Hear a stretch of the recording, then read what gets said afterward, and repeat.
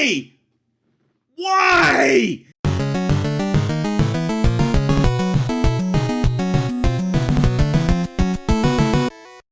What's up, guys? It's Parallax Abstraction, and this is Retro Flashback, showcasing gaming's roots for a new generation. I have been neglecting this series for a long time, and I was hoping to bring it back with a bit of a bang. I was actually going to do a video on the NES Classic, but, well, if you've been following the news at all, you know that those things are impossible to find right now. But I got something else for you that I was actually really looking forward to. So this is the Retro-Bit Generations, which came out around the same time, and it's another plug-and-play console that boasts a whole bunch of preloaded games in it. And unlike the NES Classic, this costs about the same amount of money, but it comes with 2 controllers instead of 1. The controllers actually have very long cables on them, unlike the NES Classic. It boasts the ability to output via composite or HDMI, so it could work with older TVs. It has an SD card slot, and in addition to that, it has 100 preloaded games as opposed to the NES Classic's 30. And I was like, this actually sounds pretty good. And Retrobit actually has a pretty good reputation from some of their other products that they have. And I was like, yeah, I'm going to grab one of these and check it out. I think this would be a good alternative. Well, unfortunately, I have to tell you that the Retrobit Generations is a steaming pile of hot buttered garbage that nobody should buy under any circumstances. I've already applied to return this thing, but I wanted to do a video on it anyway so that you guys could see just how terrible it is. So, to give you a little bit of a rundown here, this thing boasts having 100 different games in it from the likes of Capcom, Data East, Irem, and Jaleco, which are 4 different companies that retro gamers probably know very well. 3 of them actually don't really exist anymore. Data East went bankrupt. Their properties are now owned by a mobile company called Gmode. Jaleco got out of games years ago to focus on real estate of all things. And Irem, they also exited the video game industry, though technically they still exist, I think. They're owned by a monitor maker called ISO. Capcom is the only company that's still around, and honestly, they put their name on this friggin' thing and theoretically signed off on it. I really would have thought they would have demanded better from this thing. So, this thing boasts a very impressive list of games. But the interesting thing about it is, if you look at the packaging for this thing, it's covered in stickers. And the stickers are in some very conspicuous places. The number of games that are in it has a sticker over it. The games list has a sticker over it. Some of the screenshots have been replaced. And if you Google image search this thing, you'll notice that the number of games it was advertised to have included has changed multiple times. Strangely enough, though, the number has actually gone up since it was announced. It was originally 60 games. Now it says over 100. But I was looking at that and I was like, feels like this thing's maybe coming in a tad hot, but it's a small company and, you know, that happens sometimes, and reprinting boxes is difficult, so I mean, whatever, not a big deal, right? Oh my God. So I'm scrolling through the list here so that you could see. Now, the first thing you're going to notice is that you're seeing a whole bunch of different platforms in here. When you look at the names of the games on the back, you might think, oh, this is a collection of arcade games. That would be pretty cool. There are some arcade games in here, but the majority of what's in it are home ports. So NES, Super NES, even Game Boy in a few cases. Which isn't necessarily a bad thing. You know, some people might prefer those kinds of games and things like that. I don't really have an issue with that, though. They could have been a little clearer about that. But there's some other problems that we're going to get into. So let's talk about what's cool about this thing first here. So you can see here, I'm scrolling through the list. It is a very long list, and there is a lot of, quite a variety of genres and types of games and things like that in here, which I like. That's pretty cool, right? So here's what's good about it. So again, the fact that this has an SD card slot is cool. You can save states in this like you can on any system of this type, but you can actually save to the internal memory. So you do not have to have an SD card if you don't want to use one. The SD card just gives you more space and the ability to make your saves portable, which I like. You can remap the buttons on both controllers if you want, which I like. You know, this is not stuff that should be that hard to do, but a lot of packages don't have this stuff, so it's nice that it has that. You can remap that. There's a couple of different screen options. You can have it scale, you can have it stretch, or you can do the original size. There's nothing like scan lines or anything like that, but whoever wants that stuff anyway. This info menu just says version R1 for everything. And yeah, so there's some customizability that I like here. This menu system, unfortunately, does not work very well. It is incredibly laggy. There's about a 200 millisecond delay on when you press a button to when something happens. This thing is probably running a very low power CPU with Android underneath and just running some old emulators. That's how most of these things work. The controllers also are a little small and feel very, very cheap, but they do work. You know, they do the job okay. And there's 6-button controllers, and unlike the NES Classic, you can press a 2-button combination on this thing to get back to the menu, whereas with with the NES Classic, you actually have to get up and press the reset button on the unit itself, which I don't understand at all. That doesn't make any sense. But, so yeah, it's got some nice little features like that. And the fact that you could output to an old school TV seemed really cool. I couldn't do that. I don't have one of those lying around. That's where the good stuff ends with this thing, unfortunately. So here's one of my big gripes. There is only one Data East game in this package. The logo's on the damn box, but there's only one friggin' game from that company, which is Ring King, which is this guy right here. There are no other Data East games on here. Also, I don't know if you heard the sound kind of ramp up like that. Yeah, it does that a lot. So, yeah, there is only one Data East game in this. The rest of the games that I presume maybe were originally Data East games are actually homebrew games, basically. They're from a company called Pico Interactive. So you may remember a while ago on my channel, I did a video on the PC re-release of Jim Power: The Lost Dimension, which is a Pico Interactive release title. So Pico Interactive is a company that their main business is that they take homebrew games for old systems like the Super NES and things like that, and they re-release them on actual cartridges and they sell them. And you might think, oh, that actually sounds pretty rad. You know, I like that idea. Yeah, well, unfortunately, most of the games they put out are crap. I've played some of them. Most of them are not very good. And that's what a lot of the games in this package are. They're stuff from Pico. Now, for a system that's built around nostalgia, playing a bunch of games released in the modern era that you've never heard of before probably doesn't have the greatest appeal, right? Yeah, well, there you have it. So Pico has a bunch of titles on here. I assume something went wrong with the licensing. For whatever reason, they got to keep Ring King, but there's nothing else on here. Data East logo should not be on the box if that's the case. That's unbelievable to me. Also, a lot of the games in here are from Jaleco. Jaleco, in their heyday, put out a lot of stuff, but a lot of it was not very good. A lot of it were shameless ripoffs of other titles. They put out a few gems, but most of their stuff was not good at all. That makes up a lot of what's on here as well, so that's something to keep in mind. And the Capcom titles, there are a few arcade ones, but most of them are NES versions of them. So something to keep in mind here, like, you know, stuff like this, like, you know, there's a lot of stuff on here you won't recognize. So it's a weird mix, but still, you're thinking 100 games, 2 controllers, $60. That's a pretty good deal, right? Well, I hate to tell you, but the emulation quality on this thing is absolutely hot garbage, to the point where some games are barely playable, and to the point where I dare say it's a scam. I cannot believe how bad it is. You can run old platforms emulated perfectly on a 15-year-old computer. There is absolutely no reason for this to have been mangled so badly. I don't even know how they did it. So, okay, you want to see some examples of that? You're going to see just how bad it is. So I checked out a few of the games in here that I know very, very well, and I compared them with how they play in this to how they play in their original form, emulated on an emulator that is known to do 100% accurate emulation. So I'm going to show you a couple of examples here. Let's go take a look, shall we?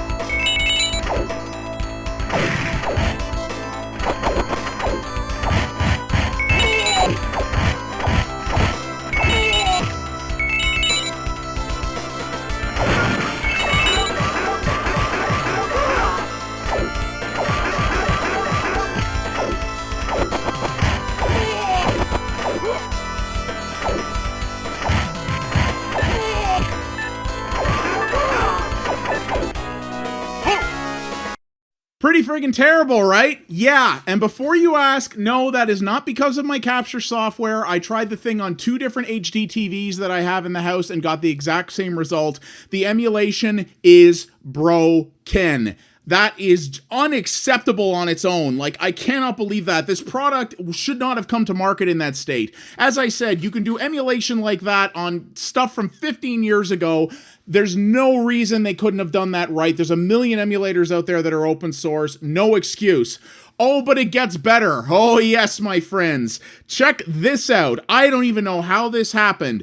So this is Varth, which is a Capcom shmup that I actually like quite a bit. And I saw that that was in here, and I was like, okay, cool. This is a game that I could dig quite a bit. Wait for it.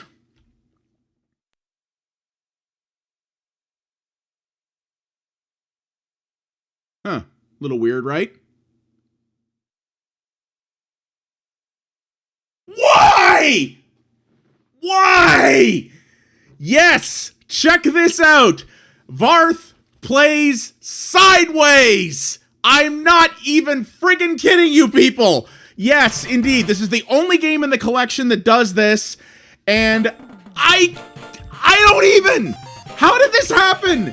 It literally plays on a 90-degree angle. Now, again, I know what you guys may be thinking here. You may be like, well, a lot of arcade collections, like Capcom Arcade Cabinet, for example, the much better collection I've covered on this channel before for the 360 and the PS3, that gives you the option to rotate games sideways so that if you have a monitor that rotates, or if you actually want to go so far as turning your TV on its side, you can play vertical scrolling shmups like this in the form factor that they were originally presented. Yeah, I get it. Except, no, there is no option to change that. You go into the video settings for Varth, and what do you get? The same 3 things. You scale, you full screen, you original. There is no friggin' rotation option. This game is stuck sideways. Go to hell. As far as I'm concerned, this right here is all the case you need for why no one should buy this damn thing. It is clear that someone didn't test this properly, that this thing was incredibly rushed. They accidentally forgot to flip a switch in the emulator, so it's running in sideways mode. There's no way to fix it. Unacceptable. Completely friggin' unacceptable. I still can't believe this. When I played this on my TV last night, I literally put the controller down and just stared in disbelief for 2 minutes. I was like, this can't be possible. They can't actually have done something this horrible and then released it and charged money for it. But yeah, they absolutely did. And this console has no online capability. I don't even know if it's possible to do firmware updates on it. And if it is, you'll probably have to go download it from their website, put it on an SD card, put it into the thing. That right there means that anyone who's not a hardcore enthusiast is not either going to know how to do it or not going to bother to look up how. Unacceptable. Go to hell. This should not have happened. This product is not fit for purpose. It is not fit to charge money for. There was zero care taken into its production. I have played devices from crappy knockoff Chinese manufacturers that play better than this. Definitely didn't come from a company like Retrobit that actually has a very good reputation. I don't know what the story is behind this, but I can't believe that not only this came out, but these brand owners signed off on it. Like, I don't care if you're some defunct developer like Jalico or Data East, like, there's still value that retro gamers have attached to that brand. And Capcom, for God's sakes, like, is Capcom so desperate for money that they'll just license out their stuff to anybody? Like, they paid someone to do a retro collection for them that was a work of art compared to this. I can't believe... I'm stunned. I am absolutely stunned. So, yeah, there's several examples right there, and there are plenty more, and it's inconsistent. That's the thing. There are Super Nintendo games in here that actually play fine, and others like Super R-Type that you saw that play like crap. The arcade games pretty much universally play like crap. Some of the NES titles have working audio, some of them don't, and I just can't believe this. But yeah, that's pretty much all the proof you need. This is a garbage product that was not fit for purpose. I am amazed that I've seen other videos on YouTube with people putting high praise on this, some even saying that it's better than the NES Classic. Those people were either bought off and are doing non-disclosed promotional content, or they were given some pre-release unit that's in much better shape than the final one, because this is junk. Yeah, so that's my final verdict. Do not buy this under any circumstances. It is a garbage product, and as far as I'm concerned, Retrobit is now on my shit list. You people can go to hell. I'm never purchasing a product from you again. And I will scream to hell and high water that people never friggin' touch this product. It is absolute garbage.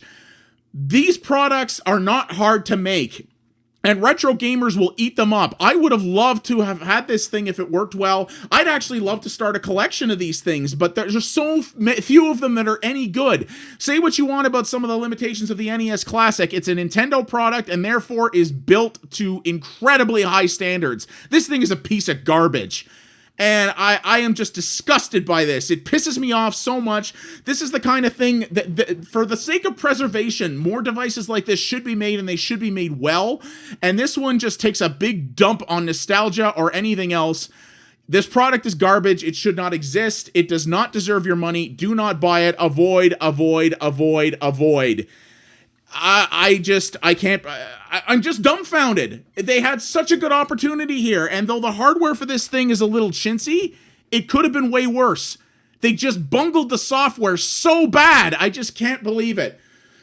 But anyway, yeah, there's not much more to say about this that won't just be repeating myself. That's the Retrobit Generations. It's a piece of garbage. Don't buy it. Shame on Retrobit. Shame on the companies who license their name to this piece of garbage. And yeah, shame on the people who have been promoting this as something that's better than the NES Classic. You have zero integrity if you're doing that, and you should be friggin' ashamed of yourself. Don't buy this. I'm just going to say it again. Do not buy it. My name is Parallax Abstraction. Thank you guys for watching.